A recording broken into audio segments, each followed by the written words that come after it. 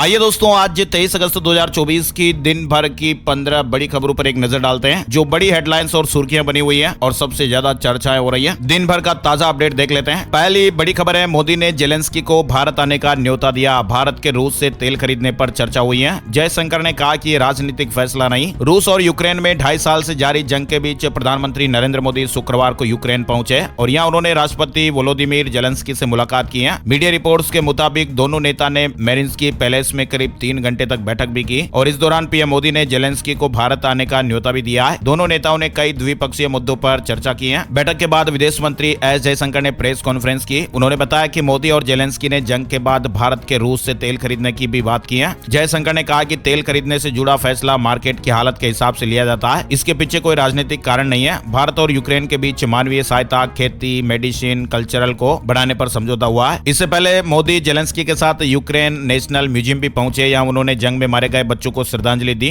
उन्होंने बच्चों के मेमोरियल पर डोल भी रखी। यूक्रेन के दौरे पर जाने वाले पीएम मोदी पहले भारतीय प्रधानमंत्री हैं। 1991 में सोवियत संघ के टूटने के बाद यूक्रेन की स्थापना हुई थी और तब से लेकर आज तक कोई भी भारतीय प्रधानमंत्री यूक्रेन नहीं गया था। पीएम मोदी ने कहा कि किसी भी जंग में बच्चों की मौत को स्वीकार नहीं कर सकते हैं। पीएम मोदी ने कहा कि मैं इससे बेहद दुखी हूँ। किसी भी सभ्य समाज में युद्ध में बच्चों के मारे जाने जैसी घटना को स्वीकार नहीं किया जा सकता है। मोदी ने कहा कि मानवीय सहायता के लिए हम हमेशा यूक्रेन के साथ हैं। दुनिया जानती है कि किसी भी जंग के दौरान हम 2 तरह से भूमिका निभाते हैं। भारत मानवीय सहायता के मामले में हमेशा यूक्रेन के साथ खड़ा रहेगा और 2 कदम आगे चलेगा। हम यूक्रेन में शांति की कामना करते हैं। जेलेंस्की के साथ बैठक के दौरान पीएम मोदी ने कहा कि भारत और यूक्रेन के रिश्तों के लिए आज ऐतिहासिक दिन है। पहली बार भारत का कोई प्रधानमंत्री यूक्रेन पहुंचा है और कल यूक्रेन का नेशनल डे है। हम आपको इसकी बधाई देते हैं और हम यूक्रेन में शांति की कामना करते हैं। वहीं विदेश मंत्री ने कहा कि जंग के बीच यूक्रेन में रह रहे भारतीय छात्रों को सावधान रहने की अपील की गई है और कहा कि हम उम्मीद करते हैं कि जल्दी इस जंग का अंत होगा और सब कुछ फिर से सामान्य हो जाएगा। युद्ध में भारत कभी न्यूट्रल नहीं था।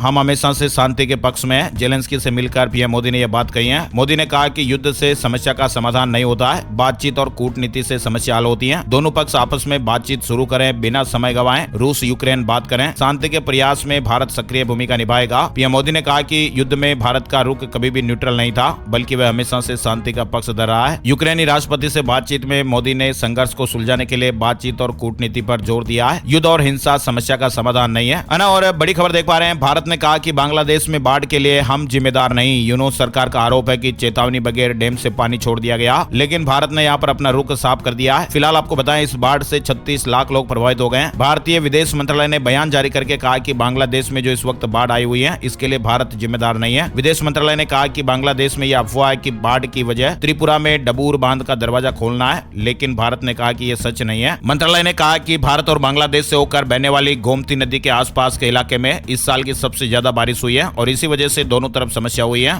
और नेपाल में 40 यात्रियों को लेकर जा रही भारत की नंबर प्लेट वाली एक बस नदी में गिर गई है। अब तक 18 लोगों की इसमें जाने चली गई हैं। मध्य नेपाल में शुक्रवार को एक भारतीय यात्री बस के मर्चियागंडी नदी में गिर जाने से कम 18 लोगों की जान जाने की खबर आ रही है। रिपोर्ट्स के मुताबिक इस बस में 40 यात्री सवार थे। चालक, सहचालक और कंडक्टर को मिलाकर बस में कुल 43 लोग सवार थे। इस तरह के अपडेट है। बताया जा रहा है कि ये सभी यात्री महाराष्ट्र के हैं। बस ने 8 दिन के परमिट के साथ 20 अगस्त को रूपंदेही के बेलैया चेक पॉइंट गोरखपुर से नेपाल में प्रवेश किया था। दुर्घटना तनहून जिले के आईना पहाड़ में हुई है। वहीं देखिए, यौन शोषण केस में बृजभूषण दिल्ली कोर्ट में हाजिर हुए। कोर्ट ने कहा कि महिला पहलवान सहज नहीं है, उनके बयान खुले तौर पर नहीं होंगे। भारतीय कुश्ती संघ यानी WFI के पूर्व अध्यक्ष बृजभूषण शरण सिंह पर यौन शोषण केस के मामले की सुनवाई शुरू हो गई है। सुनवाई के दौरान कोर्ट ने महिला पहलवानों को बयान दर्ज करवाने के 2 विकल्प दिए हैं। इसमें कहा कि अगर वह कोर्ट रूम में गवाही देने में सहज है तो इसकी खुली सुनवाई करेंगे और अगर वे सहज नहीं है तो फिर उन्हें कमजोर गवाह मानकर उनके बयान दर्ज किए जाएंगे। फैसला पहलवानों पर निर्भर करता है। इसके बाद कोर्ट ने पहलवानों की सहमति पर कहा कि उनकी गवाही जज के सामने होगी। इसमें बृजभूषण के वकील भी शामिल नहीं होंगे। ये बयान कोर्ट रूम के साथ वाले कमरे में होंगे। लेकिन इस पर बृजभूषण के वकील ने कोर्ट को कहा कि महिला पहलवानों की गवाही जज के आगे जरूर हो, लेकिन कोर्ट रूम में गवाह के अलावा दूसरा कोई ना हो। सुनवाई के दौरान बृजभूषण भी कोर्ट में हाजिर रहे। इसके बाद जज के सामने महिला पहलवानों के बयान दर्ज किए जाएंगे। चलिए, बड़ी अपडेट खबर आ रही है। पहला स्पेस डे आज 1 साल पहले चंद्रयान लैंड हुआ था। अगले साल स्पेस में जाएंगे भारतीय एस्ट्रोनॉट। चांद पर जाने का भी प्लान है। पहला नेशनल स्पेस डे है। आप सभी को भी बहुत बहुत शुभकामनाएं कि हमारे देश का नाम रोशन हुआ है, इतिहास बना है। आज से ठीक 1 साल पहले यानी 23 अगस्त 2023 को भारत चंद्रमा के दक्षिणी ध्रुवीय क्षेत्र में पहुंचने वाला पहला देश बना था। चंद्रयान 3 मिशन के विक्रम लैंडर ने चंद्रमा की सतह पर सॉफ्ट लैंडिंग की थी और इस उपलब्धि के बाद प्रधानमंत्री नरेंद्र मोदी ने स्पेस डे मनाने की घोषणा की थी। नेशनल स्पेस डे 2024 की थीम रखी गई है touching lives news while touching the moon, India आज स्पेस सागा। दिल्ली के भारत मंडपम में इसे बड़े तरीके से सेलिब्रेट भी किया जा रहा है। करंट अफेयर्स में भी ये जानकारी महत्वपूर्ण है। साथ ही प्रतियोगी परीक्षार्थियों के लिए जो एसएससी, रेलवे या अन्य लोक सेवा आयोगों के जरिए जो परीक्षाएं होती है उनमें भी प्रश्न पत्र में ये सवाल बन सकता है। पहला नेशनल स्पेस डे किस तारीख को मनाया गया, या फिर पहला नेशनल स्पेस डे की थीम क्या रही, नेशनल स्पेस डे कब मनाया जाता है, करंट अफेयर से जुड़ा सवाल बन सकता है, ध्यान दीजिएगा। प्रतियोगी परीक्षाओं में 1 अंक से आपकी सरकारी नौकरी लग भी सकती है और आप सरकारी नौकरी से 1 नंबर से दूर भी हो सकते हैं, इसलिए महत्वपूर्ण हो ही जाता है ना। और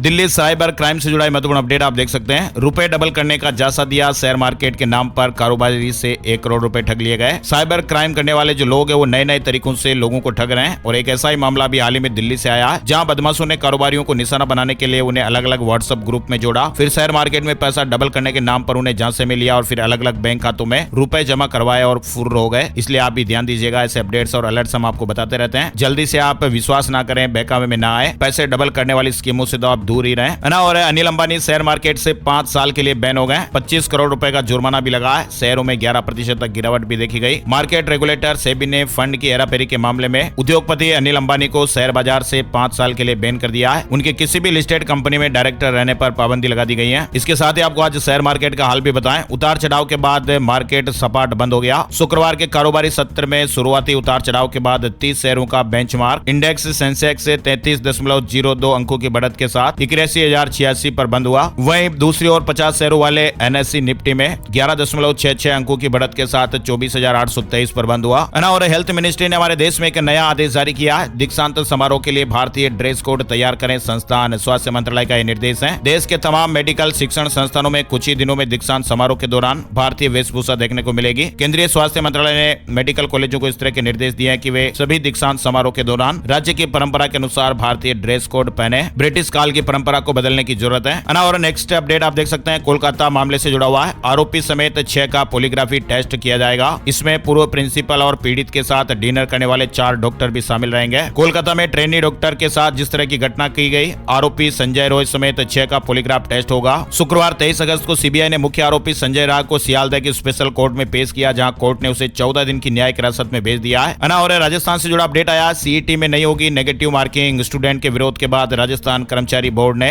नियम में बदलाव किया है, फैसला बदला है और जल्द ही संशोधन हो जाएगा। यानी राजस्थान में होने वाली समान पात्रता परीक्षा सीईटी ग्रेजुएशन लेवल में अब नेगेटिव मार्किंग नहीं होने वाली है। राजस्थान कर्मचारी चयन बोर्ड की ओर से जल्द ही पात्रता परीक्षा की संशोधित विज्ञप्ति भी जारी हो जाएगी। वही देखिए, बड़ी खबर राजस्थान से आ रही है। राजस्थान में सरकारी नौकरी में तुरंत ज्वाइनिंग मिल पाएगी। डॉक्यूमेंट वेरिफिकेशन का समय वेस्ट नहीं होगा, सीधे विभाग में ही डॉक्यूमेंट वेरिफिकेशन होंगे। सरकार ने यह बड़ा अपडेट जारी कर दिया है। इसको लेकर गाइडलाइन जारी की है। वेरिफिकेशन का काम 45 दिन में पूरा करके ज्वाइनिंग देना जरूरी हो जाएगा। और राजस्थान सरकार का यह फैसला राजस्थान सरकार की घोषित सभी 4 लाख पदों पर होने वाली भर्तियों पर भी लागू हो जाएगा। और मध्य प्रदेश से जुड़ी एक बड़ी खबर है, बोरवेल ड्रिलिंग से पहले एजेंसी को लेनी होगी अनुमति। नोटिफिकेशन के बाद नया कानून लागू कर दिया गया है। हर बोर का रिकॉर्ड भी रखा जाएगा। मध्य प्रदेश के शहर और गांव में अब जो भी नलकूप और बोरवेल खनन होगा उसका पूरा रिकॉर्ड सरकार के पास रहेगा। और इतना ही नहीं, इसके लिए अब संबंधित व्यक्ति और नलकूप खनन करने वाली एजेंसी को सरकार से अनुमति भी लेनी होगी। राज्य सरकार द्वारा विधानसभा में पारित किए गए मध्य प्रदेश खुले नलकूप में इंसानों के गिरने से होने वाली दुर्घटनाओं की रोकथाम और सुरक्षा विधेयक 2024 को राज्यपाल की अनुमति मिल गई है और इसका नोटिफिकेशन किए जाने के बाद ये नियम लागू भी हो गया है ना। और